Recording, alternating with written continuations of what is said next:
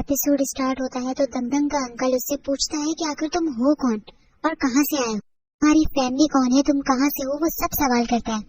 लुयान बहुत चालाक होता है और वो बगैर डरे और बगैर हिचकिचाए साफ जवाब देता है कि मैं चेयर कंपनी का मालिक हूँ, जैसे कि आप जानते हैं, और अपनी फैमिली के बारे में ये इंट्रोडक्शन देता है कि इसके फादर की और मदर की पहले ही डेथ हो चुकी है और इसके 2 भाई और 1 बहन है।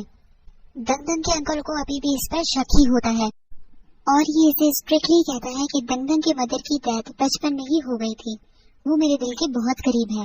अगर किसी ने उससे परेशान करने की या हर्ट करने की कोशिश की तो वो उसे नहीं छोड़ेगा। मगर इतना भरम कराने के बाद पता चलता है कि असल में ये भरम ही करा रहा था। ये कहकर तो ये खुद भी डरने लगता है। दूसरी ही तरफ दंदन के अंकल को लुयान कोई ऑर्डिनरी पर्सन नहीं लग रहा होता। वो दंदन को समझाता है कि तुम उससे शादी मत करो क्योंकि उसकी फैमिली का भी कुछ पता नहीं है। मगर दंदन के दिलो दिमाग में तो सिर्फ और सिर्फ लुयान ही होता है और इसका अंकल भी जानता है कि लुयान के पैसे तो सिर्फ और सिर्फ एक बहाना है। असल में तो वो उसके लुक्स के पीछे भागती है और उसके साथ अपना रिलेशन बनाना चाहती है। साथ ही साथ दंदन का ही साथी थोड़ा दंदन से जेलस होता है कि मैं भी कैपेबल हूँ, मगर दंदन को मेरी काबिलियत इतनी नहीं दिखती कि इतने में इसके पास वहाँ जिन आ जाता है। जिन जानता है कि वो ड्रिंक पी रहा है और वो जो भी उससे पूछेगा वो जरूर उसे जवाब दे देगा। जिन इससे दंदन की फैमिली के बारे में सवाल करता है कि क्या ये लोग स्पिट हंटर हैं। वो उससे कहता है कि मुझे इस बारे में कुछ नहीं मालूम, मगर एक राज की बात मैं जरूर जानता हूँ। वो उसे बताता है कि दंदन जब छोटी थी तो उसे एक सीरियस बीमारी थी कि वो मर भी सकती थी पर उसे सिर्फ और सिर्फ एक मैजिक ही बचा सकता था। उसके फादर को माउंटेन में एक मैजिक बर्ड मिलती है जिसके गोल्डन पंख होते हैं। वो उसका सूप बनाकर दंदन को पिला देता है जिसकी वजह से वो बिल्कुल ठीक हो जाती है। लुयान को पता चल जाता है कि वो गोल्डन बर्ड और कोई नहीं युनजी ही थी और इन लोगों ने इसे मारकर उसका सूप बनाकर दंदन को पिला दिया। ये सुनकर लुयान को इतना गुस्सा आता है कि वो अपनी पावर्स के जरिए तूफान लाने लगता है। जिन इसे रिलैक्स करता है और समझाता है कि ये लोग सिर्फ एक आम इंसान हैं और अगर इन्हें युनजी की रूह मिल भी जाती है तो भी इनके अंदर इतनी पावर्स नहीं है कि ये उसे मार सकें। इसकी बात सुनकर लुयान को यकीन आता है और वो रिलैक्स हो जाता है। अब इनका प्लान ये होता है कि ये चेक कर कि युनजी की रूह दंदन की बॉडी में है या नहीं। तो ये चेक करने के लिए लुयान उसके कमरे में रात को आ जाता है और मैजिक कोड के जरिए पता लगा ही रहा होता है कि दंदन की आँख खुल जाती है, पर वो उसे पकड़ लेती है और लुयान को अपने रूम में देखकर हैरान हो रही होती है कि तुम मेरे रूम में क्या कर रहे हो। दंदन को ऐसा लगता है कि वो शायद उसे किस करने के लिए आया होगा, इसीलिए वो डर जाती है। लुयान दंदन को समझाता भी है कि तुम कुछ ज्यादा सोच रही हो, मगर वो इस बात के लिए नाराज तो होती ही नहीं है। वो तो बहुत खुश होती है और उससे कहती है कि तुम तो बहुत ही छुपे रुस्तम निकले। अगर तुम यहाँ आ ही गए हो तो खाली हाथ तो नहीं भेजना चाहिए। वो खुद उसे किस करने लगती है। लुयान उसे हटा भी नहीं पा रहा होता क्योंकि उसका अपना मकसद जो होता है, मगर लुयान की हेल्प जिन कर देता है ये कहकर कि लुयान सिर्फ मास्टर युनजी का है और अपनी पावर्स के जरिए दंदन को बेहोश कर देता है। मगर फिर भी दंदन के लिप्स लुयान के लिप्स से टच कर ही जाते हैं और उसी पल लुयान को एहसास हो जाता है कि युनजी की रूह अभी भी दंदन की बॉडी में मौजूद है। लुयान ये बात सुनकर बहुत ज्यादा खुश हो जाता है और अब इन लोगों का प्लान यही होता है कि दंदन की बॉडी में से युनजी की रूह निकालनी ही होगी, मगर इस स्ट्रॉन्ग होल्ड में वो युनजी की रूह को नहीं निकाल सकते। इसीलिए ये लोग दंदन को किसी और जगह लेके जाने का प्लान करते हैं। दूसरी तरफ दंदन को ख्वाब आता है लुयान का और जैसे ही वो उठती है उसके सामने दहाई बैठा होता है। वो उसे बताती है कि उसकी गर्दन में काफी दर्द हो रहा है, मगर इसे थोड़ी बहुत बातें याद नहीं होती। साथ ही साथ वो दाई को बताती है कि रात में उसके रूम में लुयान आया था। दंदन उसे रोमांटिक मोमेंट बता रही होती है और वो बड़ी ही दिलचस्पी से सुन रहा होता है, मगर सारा मजा तो तब खराब होता है जब वो कहती है कि एंड मोमेंट पर ये सो गई। कि इतने में लुयान दंदन के पास आता है और उसे शादी की शॉपिंग करने के लिए मार्केट चलने का कहता है। दंदन अपने पूरे लोगों के साथ मार्केट आ जाती है।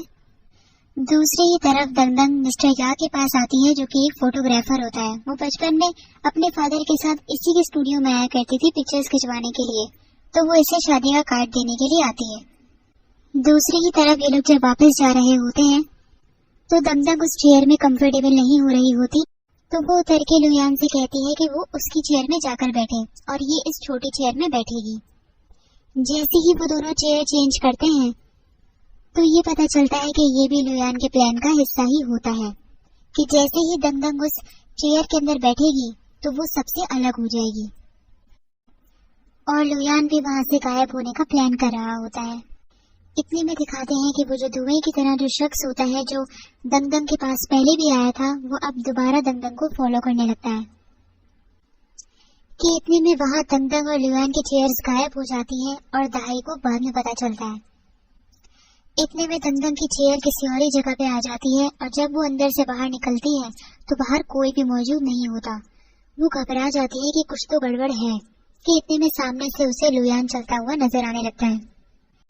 दंदन जैसे ही उसके करीब जाने लगती है वो टाइम स्टॉप कर देता है और बिना टाइम वेस्ट किए उसके अंदर से युनजी की रूह निकालने लगता है। वो युनजी की रूह दंदन की बॉडी में से निकालने में कामयाब तो हो जाता है, मगर युनजी की रूह बिखरने लग जाती है।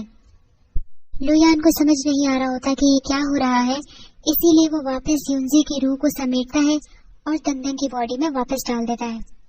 और जैसे ही दंदन गिरने लगती है वो उसे फौरन संभालने के लिए आ जाता है।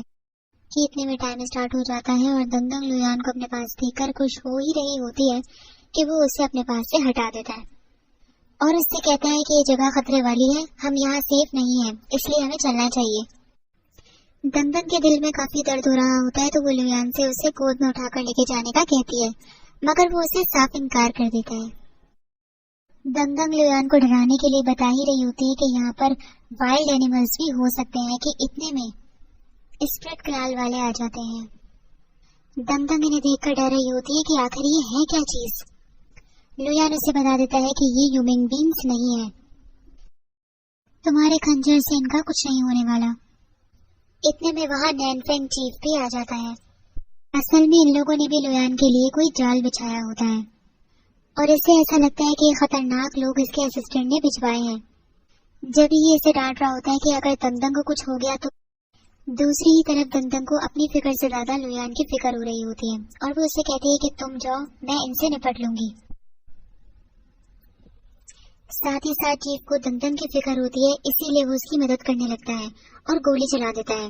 गोली की आवाज सुनते ही लुयान को समझ आ जाता है कि वहाँ इन दोनों के अलावा भी कोई और मौजूद है।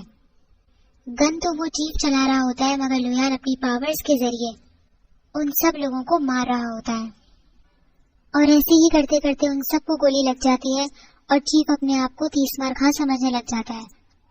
और दंदन ये सोच रही होती है कि ये फायर चलाने वाला आखिर है कौन। वो स्प्रेड कनाल वाले सारे गिर जाते हैं, जिससे उस चीफ को ऐसा लगता है कि उसने सबको मार दिया है और दंदन अब सेफ है। इसी वजह से वो वहां से चला जाता है, मगर बात सिर्फ यही खत्म नहीं होती।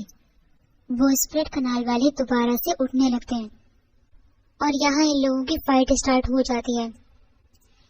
दंदन लुयान को बचाने के लिए जैसे ही उस शख्स से लड़ती है तो वो उसे अपने नाखून मार देता है, जिसकी वजह से दंदन बेहोश हो जाती है।